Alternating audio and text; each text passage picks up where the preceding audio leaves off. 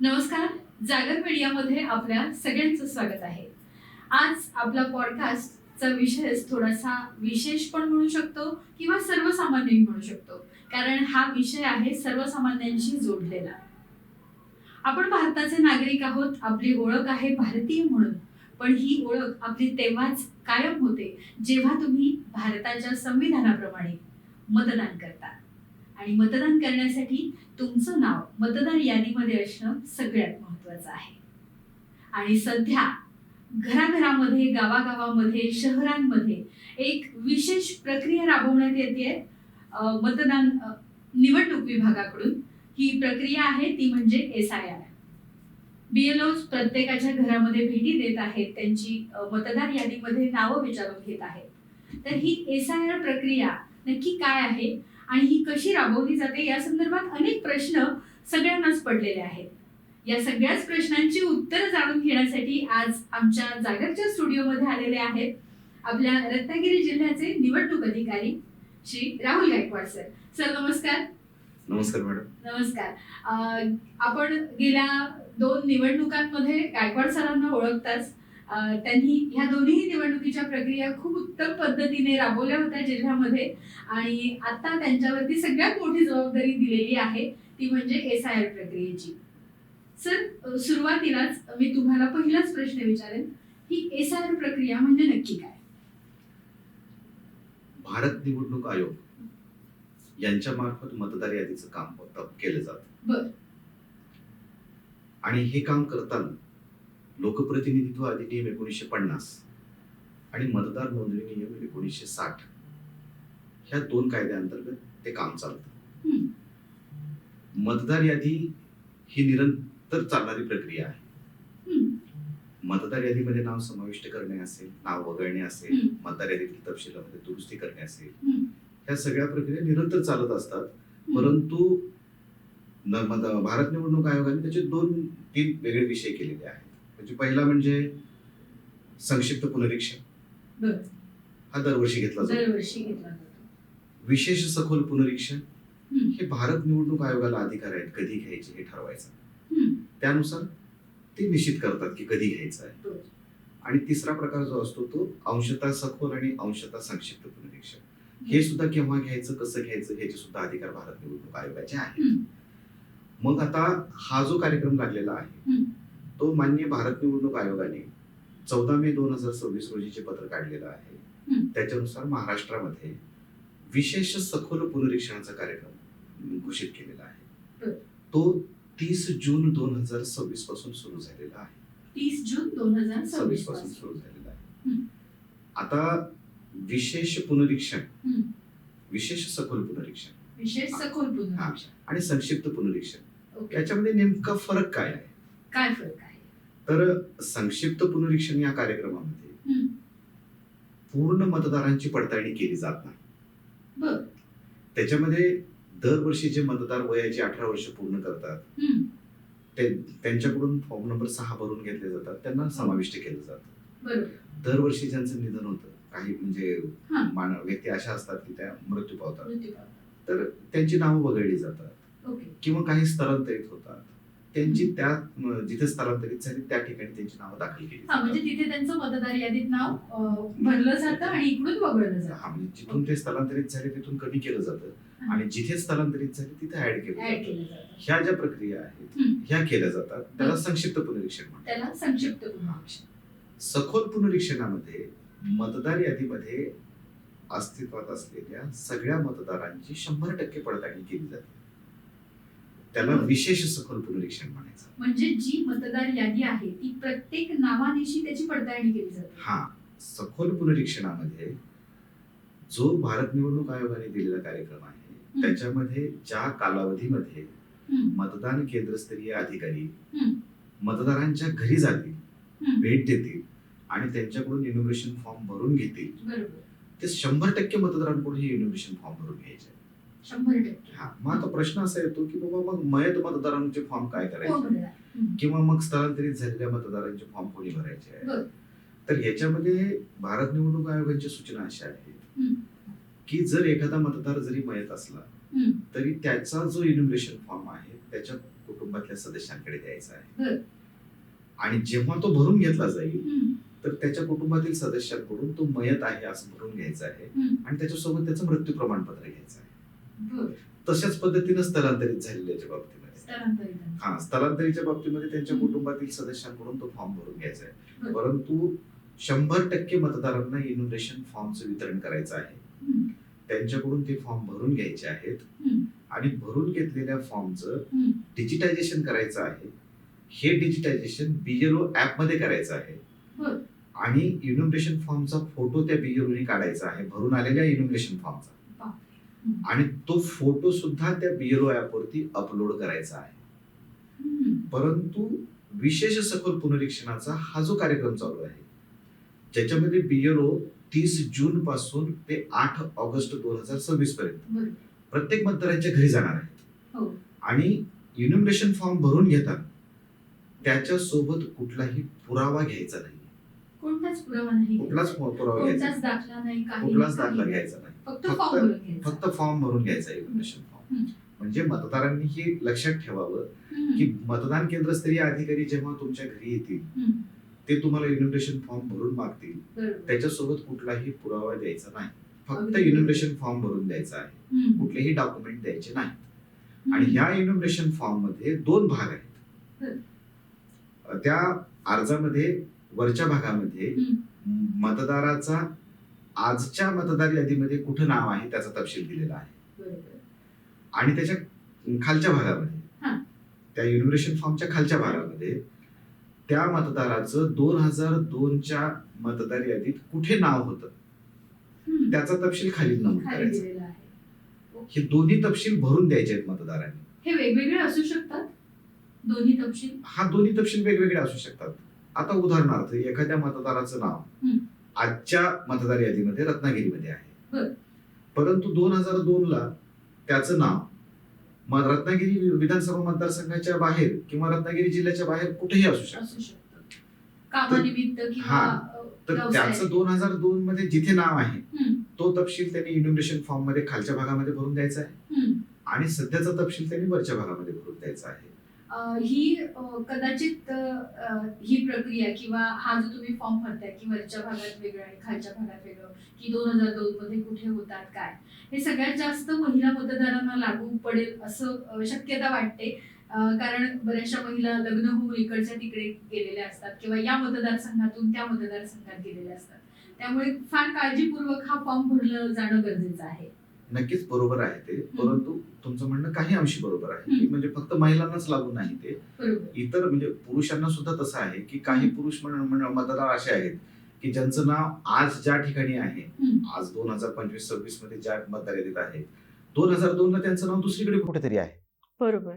तर त्यांना सुद्धा 2002चा लागू तपशील आहे. भरून द्यावा लागणार अगदी आहे. बरोबर. म्हणजे इव्हन सांगायचा मुद्दा हा आहे की सर्वच मतदारांकडून इन्युमरेशन फॉर्म भरून घ्यायचे आहेत हम्म. आणि इन्युमरेशन फॉर्म भरून घेताना सध्याच्या मतदार यादीतला त्याचा तपशील हम्म. आणि 2002च्या मतदार यादीतला तपशील तपशील. हा भरून घ्यायचा आहे. बर. मग आता प्रश्न असा उपस्थित होतो हम्म. की एखाद्या मतदाराचं नाव आजच्या मतदार यादीमध्ये आहे, हा. परंतु 2002 ला त्याला वयाची 18 वर्ष पूर्णच झाली नव्हती, त्याच्यामुळे 2002 ला त्याचं नाव मतदार यादीमध्ये नव्हतंच. नव्हतंच. मग अशा मतदारांच्या बाबतीत काय करायचं? तर त्याच्यामध्ये तरतूद अशी आहे भारत निवडणूक आयोगाने केलेली हम्म. की ज्या मतदाराचं नाव आजच्या मतदार यादीमध्ये आहे हम्म. परंतु 2002च्या मतदार यादीमध्ये त्याचं नाव नाही, हम्म. कारण का तो वयाची 18 वर्ष 18 पूर्ण केलेलीच वर्षच पूर्ण नव्हती. नव्हती. तर अशा मतदारांच्या पालकांचा तपशील 2002च्या मतदार यादीत शोधायचा आहे. बर. आणि मग हम्म. ज्या मतदाराचं नाव आजच्या मतदार यादीत आहे त्याचं नाव जर 2002च्या मतदार यादीत असेल, हम्म. तो फॉर्म जेव्हा आपण भरून घेऊ तर त्याला म्हणायचं आहे की मॅप इलेक्टर, मॅप म्हणजे त्याचं इलेक्टर. मॅपिंग इलेक्टर झालं, म्हणजे त्या मतदाराचं मॅपिंग झालेलं आहे. मॅपिंग झालं. म्हणजे ओके. 2002 मध्ये पण त्याचं नाव आहे बर. आणि 2025-26 मध्ये पण मतदार यादीमध्ये त्याचं नाव आहे, म्हणजे तर तो त्याला मॅप झाला. मॅप झाला मतदार म्हणायचं. ओके. आता ह्याला म्हणायचं सेल्फ मॅपिंग. हम्म. म्हणजे समजा उदाहरणार्थ माझं नाव आजच्या मतदार यादीत आहे बर. आणि 2002च्या यादीत पण माझं नाव सापडले, हम्म. तर मी मॅप झालो, माझं नाव मॅपिंग झालं. म्हणजे तुम्ही टॅली झालात किंवा मॅप म्हणजे झालात. हा, त्याला सेल्फ मॅपिंग म्हणायचं. Self mapping. ओके. आता दुसरं उदाहरण बघूया हम्म. की माझं नाव आजच्या मतदार यादीमध्ये आहे, बर. परंतु माझं नाव आज 2002च्या मतदार यादीमध्ये नाही. कारण का मी 2002 ला वयाची 18 वर्ष पूर्ण केलेलंच नसेल. ओके. तर माझ्या वडिलांचं नाव 2002 मध्ये शोधलं जाईल. आणि समजा ते मिळालं, तर ते मॅप केलं जाईल. म्हणजे तोही माझ्या map झाला. नावासोबत माझ्या वडिलांच्या नावासोबत माझं नाव मॅप केलं जाईल. बरं. त्याला म्हणायचं प्रोजेनी मॅपिंग. Progeny mapping. त्याला म्हणायचं प्रोजेनी मॅपिंग. ओके. मग सेल्फ मॅपिंग आणि प्रोजेनी प्रोजेनी मॅपिंग. मॅपिंग. मग आता जो विशेष सखोल पुनरीक्षणाचा कार्यक्रम चालू आहे, याच्यामध्ये माननीय भारत निवडणूक आयोगाने काय सांगितलेलं आहे की सध्याच्या मतदार यादीमध्ये जे मतदार आहेत त्याच्यापैकी किती मतदार हे सेल्फ मॅप आहेत, बर, त्यांना सेल्फ मॅप करायचं आहे, आणि किती मतदार प्रोजेनी मॅपिंग होऊ शकतात त्यांना प्रोजेनी मॅपिंग करायचं आहे. बर. मग हे झालं मॅपिंग. मग असे काही मतदार असतील की ज्यांचं नाव आजच्या मतदार यादीत आहे, परंतु त्यांचं स्वतःचंही नाव 2002च्या यादीत नाही आणि त्यांच्या आई वडिलांचंही नाव 2002च्या यादीत नाही. मग अशा मतदारांनी त्यांना म्हणायचं अनमॅप मतदार. बर. त्यांना म्हणायचं आहे अनमॅप मतदार. ओके. आणि 17 ऑगस्ट 2026 ला मतदार यादीची जी प्रारूप प्रसिद्ध होईल, बर, त्याच्यामध्ये जे मॅप मतदार आहेत, मग ते सेल्फ मॅप असतील किंवा प्रोजेनी मॅप असतील, त्यांची नावं 17 ऑगस्टला प्रसिद्ध होणाऱ्या मतदार यादीत येणार आहेत. बरोबर. आणि जे अनमॅप मतदार आहेत त्यांचीही नावं 17 ऑगस्टला प्रसिद्ध होणाऱ्या मतदार यादीमध्ये येणार आहेत. अनमॅप असणार आहे, ती अनमॅप म्हणून येणार आहेत. बर. आणि जे मॅप मतदार आहेत, मग ते सेल्फ मॅप असतील किंवा प्रोजेनी मॅप असतील, बर, त्यांना मतदार नोंदणी अधिकाऱ्यांकडून कुठलीही सुनावणीसाठीची नोटीस जाणार नाही. त्यांना कुठलेही पुरावे मतदार यादीत नव्यानं नाव दाखल करण्यासाठी किंवा जे प्रारूप प्रसिद्ध झालेले आहे त्याच्यासाठी पुरावे म्हणून त्यांना कुठलेही पुरावे देण्याची गरज नाही. परंतु जे अनमॅप मतदार आहेत त्या मतदारांची स्वतंत्र यादी ERO म्हणजेच इलेक्ट्रोल रजिस्ट्रेशन ऑफिसर म्हणजेच मतदार नोंदणी अधिकारी ह्यांच्या लॉग इनला जनरेट होणार आहे. बर. अनमॅप मतदारांची यादी. बर. आणि त्या मतदारांना मतदार नोंदणी अधिकारी किंवा सहाय्यक मतदार नोंदणी अधिकारी हे नोटीस इश्यू करणार आहेत सुनावणीसाठी हजर राहण्यासाठी. बर. आणि मग सुनावणीसाठी ज्या दिनांकाला त्यांना बोलवलेलं आहे, ज्या ठिकाणी त्यांना बोलवलेलं आहे, ज्या वेळेला त्यांना बोलवलेलं आहे, नोटीसमध्ये हा सर्व तपशील नमूद असणार आहे. सुनावणीसाठी कुठं हजर राहायचंय, किती तारखेला हजर राहायचंय, किती वाजता हजर राहायचंय, हा सर्व तपशील त्या नोटीसमध्ये हजर असणार आहे. आणि हा तपशील नमूद केलेली नोटीस जेव्हा त्यांना मिळेल त्यावेळेस त्या मतदारांनी सुनावणीसाठी हजर राहायचं आहे. आणि मतदार नोंदणी अधिकाऱ्यांकडे त्यांचे पुरावे सादर करायचे आहेत. जे अनमॅप मतदार आहेत, म्हणजे ज्यांचं नाव आताच्या मतदार यादीत आहे परंतु 2002च्या मतदार यादीमध्ये त्यांचं स्वतःचंही नाव नाही किंवा त्यांच्या पालकांचंही नाव नाही, अशा मतदारांना आपण अनमॅप मतदार म्हणतो. आणि अशा अनमॅप मतदारांची यादी जी आहे ती मतदार नोंदणी अधिकाऱ्यांच्या लॉग इनला जनरेट होणार आहे. आणि त्या मतदारांना मतदार नोंदणी अधिकारी सुनावणीसाठी नोटीस देणार आहेत. मग सुनावणीसाठी नोटीस दिल्यानंतर त्या मतदारांना सुनावणीला हजर राहायचं आहे आणि त्यांना पुरावे द्यायचे. कोणते पुरावे असणार आहेत? पुरावे म्हणजे आता कसं आहे की त्यांनी 3 तारखा दिलेल्या आहेत. 1 जुलै 1987च्या अगोदर जर जन्म झालेला असेल मतदाराचा, 1 जुलै 1987च्या अगोदर जर जन्म झालेला असेल तर मतदाराला फक्त स्वतःपुरता पुरावा द्यायचा आहे. स्वतःचा जन्म कुठं झाला किंवा जन्मस्थळ कुठं आहे याचा एक पुरावा द्यायचा आहे. म्हणजे जन्माची नोंद असलेला पुरावा. मग एक म्हणजे जन्म प्रमाणपत्र असेल, पासपोर्ट असेल किंवा कुठलंही शासकीय ओळखपत्र असेल की ज्याच्यामध्ये जन्मतारखेची नोंद असेल, असा एखादा पुरावा स्वतःपुरताच द्यायचा आहे. स्वतःपुरताच. कोणाला द्यायचा आहे? 1 जुलै 1987च्या अगोदर ज्यांचा जन्म झालेला आहे त्यांना, आणि त्यांचं यादीमध्ये नाव आहे परंतु अनमॅप आहे अशा मतदाराला स्वतःपुरताच पुरावा द्यायचा आहे. दुसऱ्या मतदारांचा वर्गवारी केलेली आहे त्यांनी 1 जुलै 87 नंतर ते 2 डिसेंबर 2004 या कालावधीमध्ये जर जन्म झालेला असेल तर त्यांना स्वतःसाठी पण पुरावा द्यायचा आहे आणि आई किंवा वडील या दोघांपैकी एकाचा पुरावा द्यायचा आहे. आणि कशाचा पुरावा द्यायचा आहे? तर जन्मतारखेचा पुरावा द्यायचा आहे किंवा जन्मस्थळाचा पुरावा द्यायचा आहे. दोघांच्याही, पालकांच्या आणि स्वतःचा पण. पण पालकांपैकी दोघांपैकी एका पालकाचा, आई किंवा वडिलांचा, कोणाचा तरी एकाचा. आणि ही कुणासाठी तरतूद आहे? ज्यांचा जन्म 1 जुलै 87 ते 2 डिसेंबर 2004च्या दरम्यान झालेलं आहे. बर. आणि ज्यांचं नाव सध्याच्या मतदार यादीत आहे आणि तो मतदार अनमॅप आहे, अनमॅप आहे. अशा ओके. मतदाराला 2 पुरावे द्यायचे. दोन एक पुरावे. स्वतःचा पुरावा द्यायचा आहे, आणि एक पालकांचा. एक पालकांपैकी एकाचा, हा, आई किंवा वडील एकाचा पुरावा द्यायचा एकाचा आहे. पुरावा. आता तिसरी तारीख आहे 2 डिसेंबर 2004 नंतर जन्म झालेला बर. असा जर मतदार असेल तर त्यांना 3 पुरावे द्यायचे आहेत. 3 पुरावे. एक स्वतःचा पुरावा एक द्यायचा आहे, स्वतःचा. म्हणजे स्वतःच्या जन्मस्थळाचा किंवा स्वतःच्या जन्मतारखेचा पुरावा द्यायचा आहे. वडिलांच्याही जन्मस्थळाचा किंवा जन्मतारखेचा पुरावा द्यायचा आहे. बर. आणि आईच्याही जन्मस्थळाचा आणि जन्मतारखेचा पुरावा द्यायचा आहे. बर. हे दोन्ही 3 पुरावे, पालकांचा 3 पुरावा. पुरावे द्यायचे आहेत. बर. आणि ही प्रक्रिया जी आहे, हम्म. ही प्रक्रिया मतदाराला जो इन्युमरेशन फॉर्म मतदान केंद्रस्तरीय अधिकारी वाटप करणार आहे आणि त्यांच्याकडून तो भरून घेणार आहे, बर. त्या फॉर्मच्या पाठीमागे ही प्रक्रिया सविस्तरपणे नमूद केलेली आहे मराठी भाषेमध्ये. आणि तो फॉर्म भरून आल्यानंतर आपल्याला ते अनमॅप मॅप ही वर्गवारी आपल्याला कळणार आहे. पण कळणार आहे. माझा एक प्रश्न राहील सर, हा, की तुमचे BLOनी फॉर्म भरला, सगळं घेतलं, पण तिथे मतदार तुमचा अवेलेबलच नाही झाला किंवा तिथे त्या क्षणात भेटलाच नाही, तर असे जे न भरून आलेले फॉर्म आहेत किंवा जे भेटलेच नाही आहेत मतदार, यांच्याविषयी पुढे काय प्रक्रिया असेल? आता रत्नागिरी जिल्ह्यामध्ये 5 विधानसभा मतदारसंघ आहेत. हम्म. आणि ह्या 5 विधानसभा मतदारसंघामध्ये मिळून हा. 13,29,042 मतदार आहेत. 13 लाख. हा, 13,29,042 मतदार आहेत. हम्म.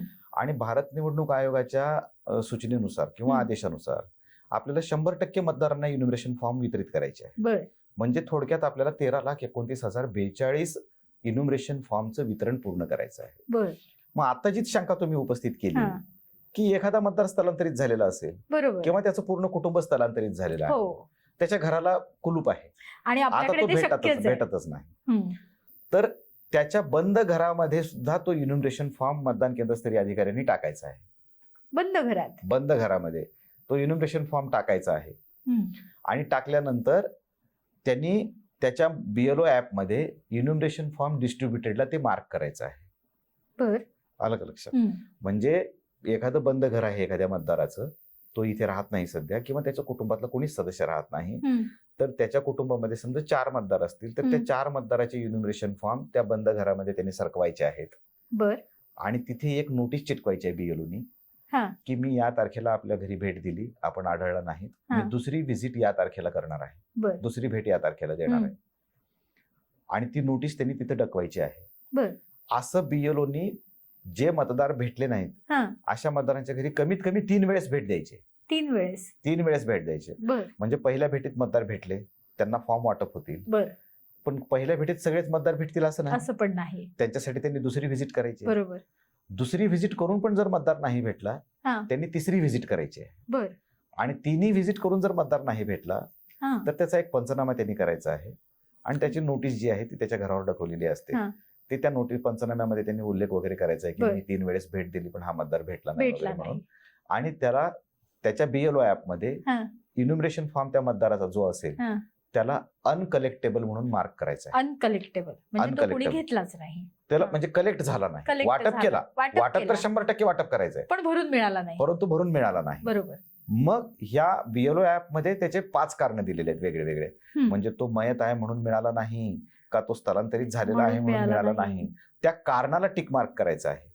ओके. हा. आणि मग BLO ऍपमध्ये अशी यादी जनरेट होईल हम्म. की बाबा कोणत्या कारणामुळे BLOचे म्हणजे फॉर्म भरले गेले नाहीत किंवा पुन्हा आले नाही. का वापस आला हा, नाही वापस का आला ते नाही. त्याच्यामध्ये कळेल. ओके. आणि ERO लॉग इनला सुद्धा याचा हा. गोषवारा तयार होईल की बरं. मयत मतदार असल्यामुळे किती फॉर्म अनकलेक्टेबल आले, हम्म. किंवा स्थलांतरित असल्यामुळे किती फॉर्म अनकलेक्टेबल आले, अगदी बरोबर. किंवा कायमस्वरूपी स्थलांतरित झाल्यामुळे किती फॉर्म अनकलेक्टेबल आले, ह्याचा एक गोषवारा पण तयार होईल. हम्म. आणि तो यादी भाग निहाय पण मिळेल आकडा. मिळेल म्हणजे आपल्याला पर्टिक्युलर सगळ्या गोष्टी मिळतील हा. की कशामुळे फॉर्म परत आले हा. नाही. परंतु हे जे अनकलेक्टेबल फॉर्म आहेत हा.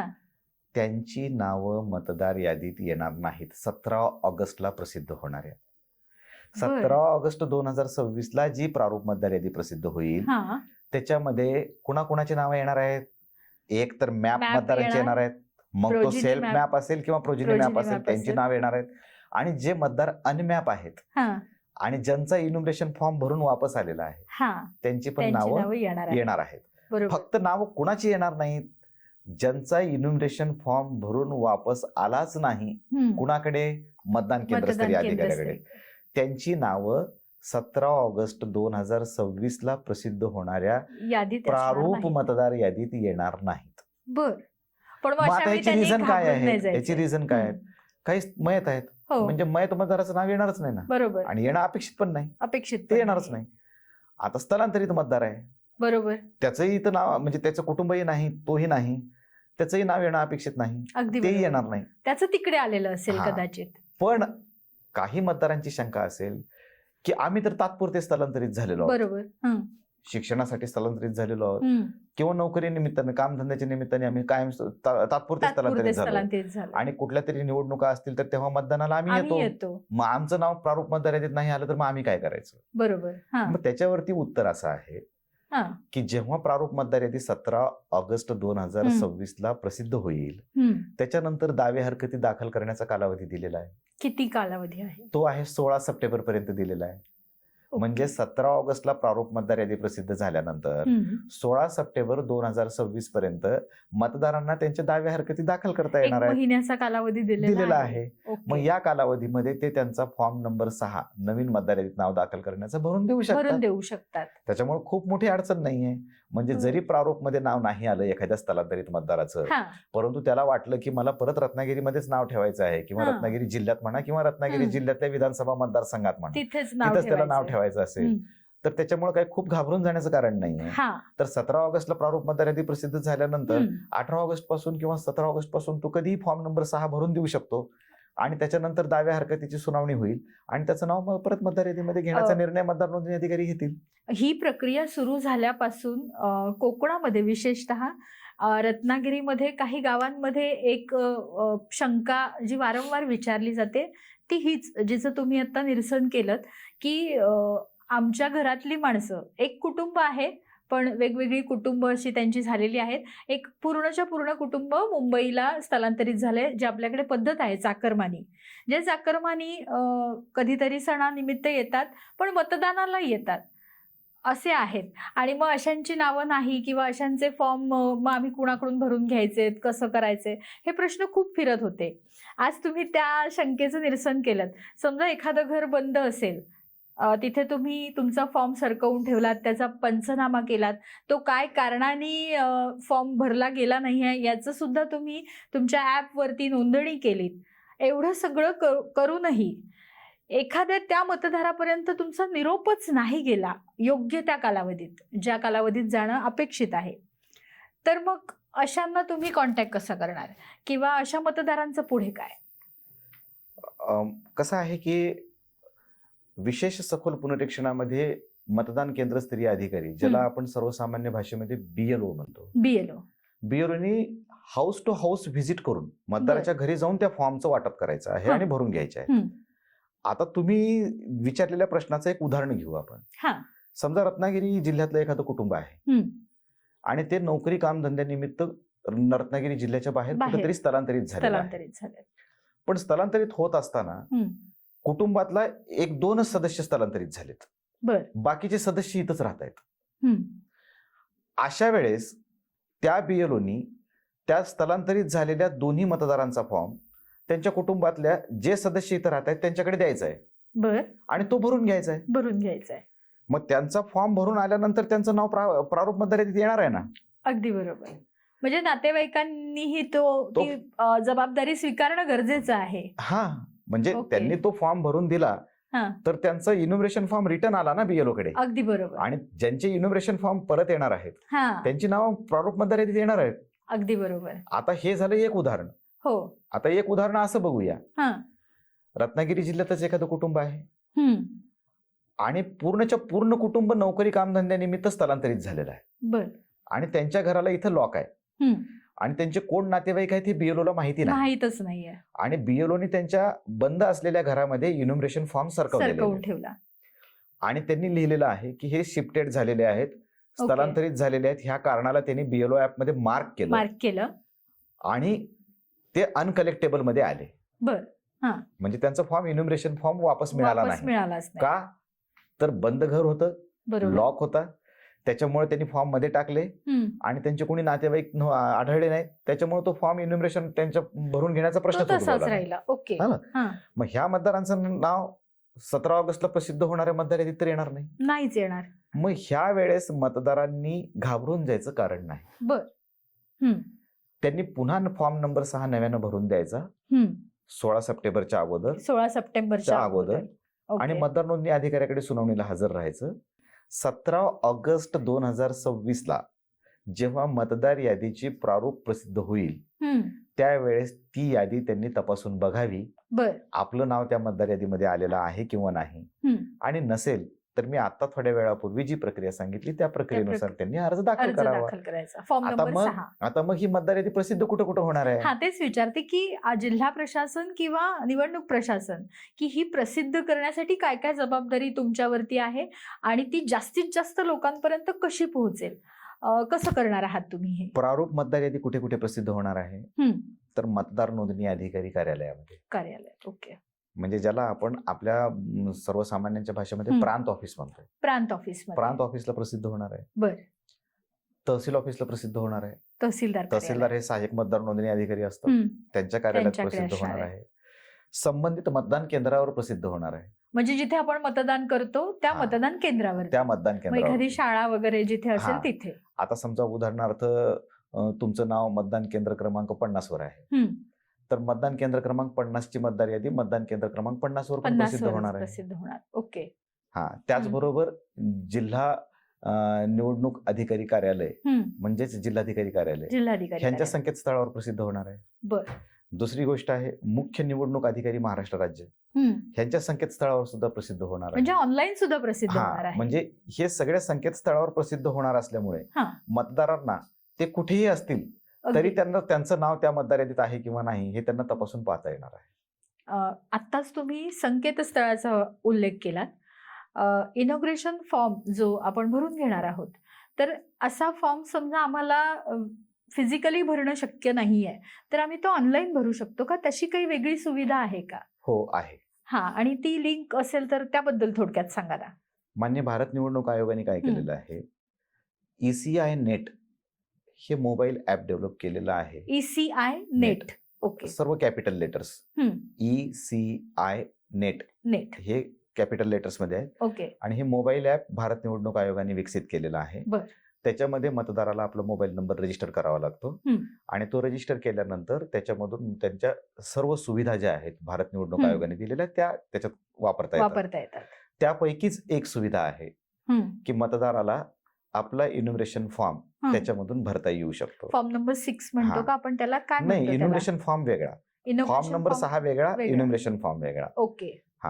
फॉर्म नंबर 6 जो आहे तो मतदार यादीत नव्यानं नाव दाखल करण्यासाठी आहे. जर नसेल यादीत तर आपण ते परंतु करू SIR मध्ये इन्युमरेशन फॉर्म भरून द्यायचा आहे. शकतो. तर तो इन्युमरेशन फॉर्म भरून देण्यासाठी ECI नेट हे मोबाईल ऍप सुद्धा मतदार वापरू शकतात. बरोबर. किंवा सिटीजन सर्व्हिस पोर्टल ही वेबसाईट आहे ECI नेटची सिटीजन सर्व्हिस पोर्टल. ही पोर्टलवरती वेबसाईट सुद्धा वापरू शकतात. म्हणजे एखाद्याला वाटलं माझ्या मोबाईल ऍप मध्ये मला भरायचा फॉर्म त्याच्यात भरू शकतात, किंवा एखाद्याला वाटलं नाही मला वेबसाईटवर जाऊन फॉर्म भरायचा आहे, वेबसाईटवर जाऊन पण फॉर्म भरू शकतात. त्याच्यावरती इन्युमरेशन फॉर्मची एक टॅब दिलेली आहे. त्या टॅबवर जाऊन क्लिक केलं की मतदार आपले डिटेल्स त्याच्यामध्ये भरू शकतात. जसं की चालू मतदार यादीतले डिटेल्स, 2002च्या मतदार यादीतले डिटेल्स. आणि ह्या वेळेस ECI म्हणजे भारत निवडणूक आयोगाने एक गोष्ट खूप चांगली केलेली आहे. त्याच्यामध्ये फॉर्म सबमिट होताना जर कुणी ऑनलाईन फॉर्म सबमिट करत असेल तर त्याला ते डिजिटल सिग्नेचर, आधार सिग्नेचर जाते. म्हणजे त्याला म्हणजे मतदाराला 2 ते 3 वेळेस OTP येतो आणि तो OTP टाकावा लागतो आणि टाकल्यानंतर मग तो डिजिटली साइन होऊन सबमिट होतो फॉर्म. म्हणजे इथे फ्रॉडचं प्रमाण फार कमी होणार आहे. फ्रॉड मतदारांचं. एक फक्त याची एक पूर्वअट आहे. पूर्वअट. म्हणजे ऑनलाईन फॉर्म भरत असताना मतदाराचं मतदान ओळखपत्रावरील नाव आणि त्याचं आधार कार्डवरील नाव हे सारखं असलं पाहिजे, मॅच झालं पाहिजे. जर हे नाव मॅच होत असेल तर त्याला ऑनलाईन फॉर्म भरता येईल. ओके. जर हे मॅच नाही झालं तर त्याला ऑनलाईन फॉर्म भरता येणार नाही, त्याला ऑफलाईन फॉर्म भरावा लागेल. ऑफलाईन फॉर्म म्हणजे काय, BLO घरी जाऊन त्यांना जो इन्युमरेशन फॉर्म देणार आहे तो फॉर्म भरून त्यांना द्यायचा आहे. आणि बरं. BLO प्रत्येक मतदाराला 2 प्रतीमध्ये इन्युमरेशन फॉर्म वाटणार आहे. 2 प्रतीत कशासाठी? एक प्रत मतदाराला पोच म्हणून देणार आहे. बर. म्हणजे तुमचा इन्युमरेशन फॉर्म आम्हाला मिळाला हा, किंवा आम्ही तुम्हाला इन्युमरेशन फॉर्म दिला, दिला. ह्याची पोच म्हणून एक एक प्रत फॉर्म अशी. मतदाराकडे राहणार आहे आणि एक फॉर्म BLO कडे येणार आहे भरून. बर. हा, 2 प्रतीत देणार आहे 2 इन्युमरेशन प्रतीत. फॉर्म. यासाठी तो 2 प्रतीत असणार 2 आहे. प्रतीत देणार आहे. आता ही झाली सगळी प्रक्रिया. याच्यामध्ये असंख्य BLO आता सध्या काम करतायत, घराघरापर्यंत पोहोचतायत. काहीच दिवसांपूर्वी आम्ही आमच्या चॅनलवरती एक बातमी लावली होती की रत्नागिरी जिल्ह्यातलं टेरव हे गाव नंबर 1 ला आलं. आजच एक बातमी अशी कळतीये की रत्नागिरी जिल्हा सुद्धा महाराष्ट्रात पहिल्या क्रमांकावर आहे या प्रक्रियेमध्ये. तर कसं सांगाल याबद्दल? याचं सर्व श्रेय मी देईन माननीय जिल्हा निवडणूक अधिकारी मनोज जिंदाल सरांना. बर. त्यांनी केलेलं काटेकोर नियोजन, हम्म. त्यांचं सातत्यपूर्ण आणि अभ्यासपूर्ण असलेलं फॉलोअप अगदी. आणि सर्व मतदान नोंदणी अधिकाऱ्यांनी केलेले प्रयत्न बर. आणि त्यांनी केलेलं नियोजन, हम्म. त्याचबरोबर सर्व सहाय्यक मतदार नोंदणी अधिकारी, हम्म. ॲडिशनल मतदार नोंदणी अधिकारी, हम्म. सर्व BLO सुपरवायझर, सर्व BLO आणि सर्व ऑपरेटर्स, ह्या सर्वांनी प्रयत्न केले हम्म. आणि त्याचं फलित म्हणून हा. आज रत्नागिरी जिल्हा हा SIRच्या कामामध्ये हम्म. महाराष्ट्रामध्ये प्रथम क्रमांकावर आलेला आहे बरोबर. आजच्या तारखेला. आजच्या तारखेला आता हा नंबर सतत बदलत असतो. सतत बदल. ही कोणी ना प्रक्रिया कोणी सुरू पहिला येणार राहणार आहे, आहे. कोणी ना कोणी दुसरा येणार आहे. अगदी पण बरोबर. आजच्या तारखेमध्ये 80% हम्म. डिजिटायझेशन झालेलं आहे आमचं. बर. हा SIRचं. म्हणजे मॅप मतदार, अनमॅप मॅप मतदार, मतदार हे हे सगळं आपल्या डिजिटेशन वरती आलेलं आहे. आलेलं आहे. ओके, ऍप वर आलेलं आहे. ऍपवर आलेलं आहे. म्हणजे ओके. 80% काम कम्प्लीट झालेलं आहे. 80% काम पूर्ण आहे. आणि चिपळूण विधानसभा मतदारसंघामधलं हा. टेरव हे गाव हा. महाराष्ट्रामध्ये SIRचं 100% काम पूर्ण करणारं पहिलं पहिलं गाव ठरलेलं आहे. ठरलं. आणि तिथले जे मतदार नोंदणी अधिकारी आहेत आकाश लिगाडे, हो. त्यांचं सुंदर नियोजन असतं. हो. त्यांची टीम चांगली आहे. हो. त्यांचे टीमवर्क खूप छान आहे. त्याच्यामुळे ते गाव सक्सेसफुली पहिलं आलं. नक्कीच. तिथल्या BLOनी सुद्धा मेहनत केलेली आहे. हो. आणि ह्या सगळ्यांच्या टीमवर्कमुळे हे शक्य होतं. आणि कॅप्टन चांगला असावा लागतो. आमचे कॅप्टन मनोज जिंदाल सर आहेत. हो. हो. त्यांचं नियोजन चांगलं असल्यामुळं आज नक्कीच. महाराष्ट्रामध्ये अगदीच. रत्नागिरी जिल्हा SIRच्या कामात प्रथम क्रमांकावर आहे. ही सगळी मेहनत आपण बघतोच आहेत. बरेचसे BLO आणि BLA असे दोन्हीही एकाच वेळेला काम करतायत. हे सगळं काम करत असताना प्रशासन म्हणून तुम्हाला काही अडचणींना सामोरं जावं लागलं का? तर त्या अडचणी काय होत्या? अडचणी येत नाहीत अशातला भाग नाही. अडचणी येतात, पण त्याच्यावरती मात करावी लागते. अगदी बरोबर. आणि जर नियोजन प्रॉपर असेल तर मात करता येते. आता जिल्हा प्रशासनाचा अधिकारी म्हणून मला जास्त अडचण आली नाही. पण मतदार नोंदणी अधिकाऱ्यांच्या स्तरावरती अडचणी आल्या काही. बर. प्रत्यक्षात म्हणजे मनुष्यबळाच्या अडचणी जास्त आल्या. मनुष्यबळ लवकर उपलब्ध होत नव्हतं. उपलब्ध झालं तर अडचणी असायच्या. पण त्याच्यावर पण आमच्या मतदार नोंदणी अधिकाऱ्यांनी चांगल्या पद्धतीनं मात केली, मार्ग काढला. आणि 2च गोष्टी महत्वाच्या असतात, साधनं पाहिजेत आणि मनुष्यबळ पाहिजे. ह्या 2 गोष्टी असतील तर कुठलंही काम अशक्य नसतं. मनुष्यबळाच्या अडचणीवर पण आमच्या मतदार नोंदणी अधिकाऱ्यांनी चांगला म्हणजे पर्याय निवडला आणि चांगलं मात केली त्या अडचणीवरती. आणि जेवढी साधन संपत्ती उपलब्ध आहे त्याच्यामध्ये त्यांनी चांगलं नियोजन केलं आणि त्याच्यामुळे हे सगळं शक्य झालं. आता तुम्ही दुसरा प्रश्न विचारला BLAच्या बाबतीत. BLA तर BLA म्हणजे booth level agent.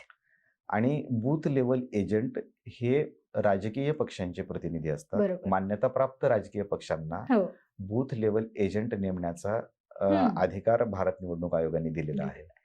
Booth level agent म्हणजे काय, तर त्या मतदान केंद्राच्या क्षेत्रात राहणारा मतदार जो राजकीय पक्षाचा, त्या संबंधित राजकीय पक्षाचं जोडलेला आहे किंवा प्रतिनिधित्व करतो. आणि तो मतदार यादीचं काम सुरळीत चालू आहे किंवा नाही याच्यावरती लक्ष ठेवू शकतो किंवा समन्वय ठेवू शकतो BLOंसोबत. BLO हा भारत निवडणूक आयोगाच्या प्रतिनिधी म्हणायला काही प्रतिनिधी हरकत नाही. किंवा प्रशासनाचा एक भाग आहे. प्रशासनाचा एक प्रतिनिधी आहे हो, त्या मतदान केंद्राच्या क्षेत्रात काम क्षेत्रात करणारा. काम करणारा. तसाच एक राजकीय पक्षाचा प्रतिनिधी म्हणजे BLA आहे. म्हणजे हे एका अर्थाने सांगायचं गेलं तर ही दोघांचीही पूर्ण जबाबदारी आहे, राजकीय पक्षांचीही आहे, जशी जिल्हा प्रशासनाची आहे तशीच संबंधित जे राजकीय पक्ष जे निवडणुकीशी जोडले जातात त्यांचीही ती जबाबदारी आहे. त्यामुळे दोघांनी जेवढं एकत्र काम करतील तेवढी ती प्रक्रिया सोपी होईल. वास्तविक विशेष सखोल पुनरीक्षण असेल किंवा संक्षिप्त पुनरीक्षण असेल, याचा मूळ उद्देशच असतो की मतदार याद्याचं अद्ययातीकरण करणं अद्यावधी आणि ती म्हणजे इरर फ्री करणं, दोषमुक्त मतदार यादी असणं, दोषमुक्त मतदान हा महत्वाचा विषय आहे. अगदी आणि म्हणून सखोल पुनरीक्षण असेल किंवा संक्षिप्त पुनरीक्षण असेल असे कार्यक्रम भारत निवडणूक आयोगाकडून राबवले जातात. अगदी बरोबर.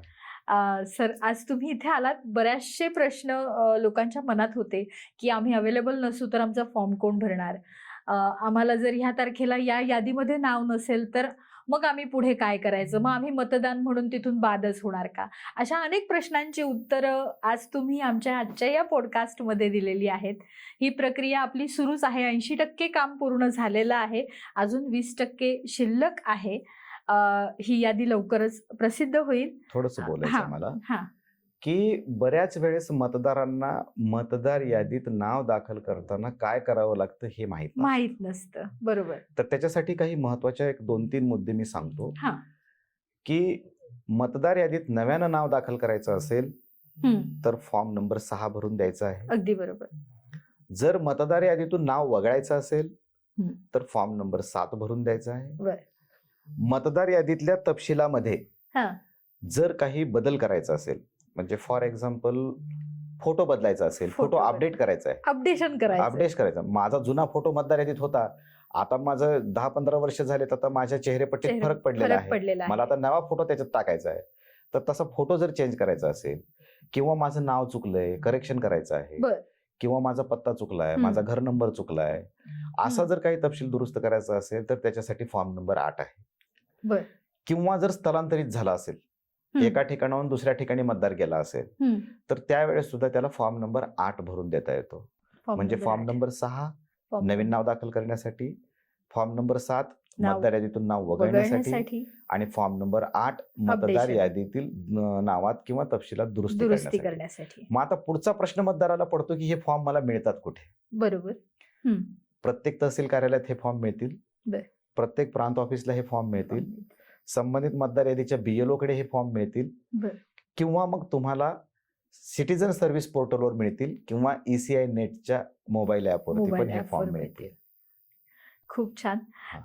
खूपच प्रश्नांची असे प्रश्न होते की मतदार यादी संदर्भात हे जे काही सुरू आहे पुनरीक्षण. ECI नेट ही जी सुविधा भारत निवडणूक आयोगाने उपलब्ध करून दिलेली आहे, ते सिटीजन सर्व्हिस पोर्टलवरती एक सुविधा खूप छान दिलेली आहे. मी मतदार आहे, मी ज्या मतदान केंद्राच्या क्षेत्रातला मतदार आहे, तिथल्या मतदार यादीचं काम कोणता BLO बघतोय, त्या BLOचं नाव काय, त्याचा मोबाईल नंबर काय, मला कसा कळणार आहे? म्हणजे मला जाऊन कॉन्टॅक्ट करायचं आहे त्या BLO ला, किंवा मला काही अडचणी आहेत, मला काही प्रश्न आहेत, मला विचारायचे, फॉर्म आला नाहीये, माझा BLO कोण हे मला कसं कळणार? बरोबर. तर त्या सिटीजन सर्व्हिस पोर्टलवरती एक टॅब दिलेला आहे, book a call with BLO. अरे वा. त्याच्यावरती क्लिक केल्यानंतर मतदाराला आपला मोबाईल नंबर रजिस्टर करावा लागतो. त्याच्यावर त्याला 1-2-3 वेळेस OTP येतात आणि ते OTP आल्यानंतर त्यांनी त्याची माहिती भरल्यानंतर त्यांच्या मतदान केंद्राचा BLO कोण, त्याचं नाव आणि त्याचा मोबाईल क्रमांक ह्याचा टेक्स्ट मेसेज मतदाराच्या रजिस्टर्ड मोबाईल नंबरवर येतो. किती सुंदर. आणि त्याच्यात येतं की BLO तुम्हाला कॉल करतील म्हणून. अरे वा. आणि BLOनी त्यांना कॉल करायचा आहे आणि ह्याचा आढावा मतदार नोंदणी अधिकाऱ्यांच्या स्तरावर घेतला जातो. जिल्हा प्रशासनाकडून ह्याचा वेळोवेळी आढावा घेतला जातो. बुक कॉल मध्ये किती BLOनी कॉल मतदारांना केले किंवा किती मतदारांना कॉल गेले नाहीत अजून, ह्याचा रिव्ह्यू घेतला जातो. आणि म्हणून ज्या मतदारांना आपला BLO माहीत नसेल त्यांनी सिटीजन सर्व्हिस पोर्टलवर जायचं आहे हम्म, आणि book a call with BLO करायचं आहे. हम्म, आपल्याला आपला BLO कोण, त्याचं नाव, त्याचा मोबाईल क्रमांक मिळेल. मिळेल. परंतु हे सगळं सांगताना मी एक मतदारांना विनंती करेल हा. की भारत निवडणूक आयोगाच्या ह्या सर्व सुविधा मोफत आहेत. बर. याच्यासाठी कुठलेही शुल्क आकारले जात नाहीत. हम्म, जर अशा पद्धतीने तुम्हाला जर कुणी फेक मेसेजेस पाठवत असेल किंवा OTP देऊन मागून तुम्हाला तुमच्याकडून बँक डिटेल्स घेत असतील तर कृपया ते शेअर करू नयेत. येस. भारत निवडणूक आयोग तुम्हाला कधीही तुमचे खाजगी गोष्टींची माहिती मागत नाही किंवा तुमच्या बँक डिटेलची माहिती मागत नाही बरं. किंवा कुठलेही शुल्क आकारले जात नाहीत. अगदी बरोबर. अशा फेक मेसेजेस पासून सुद्धा मतदारांनी अलर्ट राहायचं आहे. हम्म, मान्य भारत निवडणूक आयोगाच्या अधिकृत संकेतस्थळावरून दिलेली हम्म. माहिती किंवा मान्य मुख्य निवडणूक अधिकारी महाराष्ट्र राज्य यांच्या अधिकृत संकेतस्थळावरून दिलेली माहिती हम्म, किंवा जिल्हा निवडणूक अधिकारी कार्यालय हम्म, अर्थात जिल्हाधिकारी कार्यालय हम्म, किंवा मतदार नोंदणी अधिकारी हम्म. किंवा सहाय्यक मतदार नोंदणी अधिकारी किंवा BLO यांच्या मार्फत मिळालेल्या माहितीवरच विश्वास ठेवायचा आहे आणि त्यांच्याकडून मिळालेल्या माहितीलाच प्रतिसाद द्यायचा आहे. नक्की. खूप छान. अगदी सगळ्यात महत्वाचं जे आत्ता सोशल मीडियामुळे सगळ्यात मोठ्या घटना घडतात फ्रॉडच्या. OTP पाठवलाय, कोणाला तरी वाटतं बहुतेक निवडणूक आयोगाकडून आलाय, कोणाला वाटतं पोलिसांकडून आलाय. तर ह्या सगळ्यांपासून सुद्धा कसं लांब राहायचं आणि पुन्हा या आपल्या SIRच्या कार्यक्रमाचा भाग कसा व्हायचा, या सर्व संदर्भात आज गायकवाड सरांनी आपल्याला खूप छान माहिती दिलेली आहे. आणि SIR प्रक्रिया ही जशी निवडणूक आयोग ज्या तत्परतेने किंवा ज्या आत्मीयतेने ही आत्तापर्यंत राबवली जाते, याच्यामध्ये मतदारांचीही जाणीवपूर्वक सांगावंसं वाटते की मतदारांची ही स्वतःची जबाबदारी आहे की आपलं नाव मतदार यादीत आहे की नाही हे पडताळणं, संबंधित BLOंना किंवा BLAंना कॉन्टॅक्ट करणं आणि आपले इनॉग्रेशन फॉर्म भरणं. मतदार यादीत नाव टाकायचं असेल तर फॉर्म नंबर 6 असेल, मतदार यादीतून नाव वगळायचं असेल तर फॉर्म नंबर 7 आणि अपडेशनसाठी फॉर्म नंबर 8. असे बरेच पर्याय आपल्याला उपलब्ध आहेत. आणि सोशल मीडियाच्या जमान्यामध्ये काही लिंक सुद्धा मगाशी सरांनी शेअर केल्या, तर त्यावरही तुम्ही तुमचे फॉर्म्स भरू शकता आणि मतदार म्हणून आपला अधिकार निभावण्यासाठी तुम्ही या प्रक्रियेचा एक भाग होऊ शकता. गायकवाड सर, आज तुम्ही इथे आलात, खूप छान आमचे प्रश्नांचं निरसन तुम्ही आज इथे केलं, मतदारांना खूप उपयुक्त माहिती सांगितलीत. जागर मीडियाच्या आजच्या पॉडकास्टमध्ये तुम्ही आलात त्याबद्दल तुमचे खूप खूप धन्यवाद. Thank you. धन्यवाद.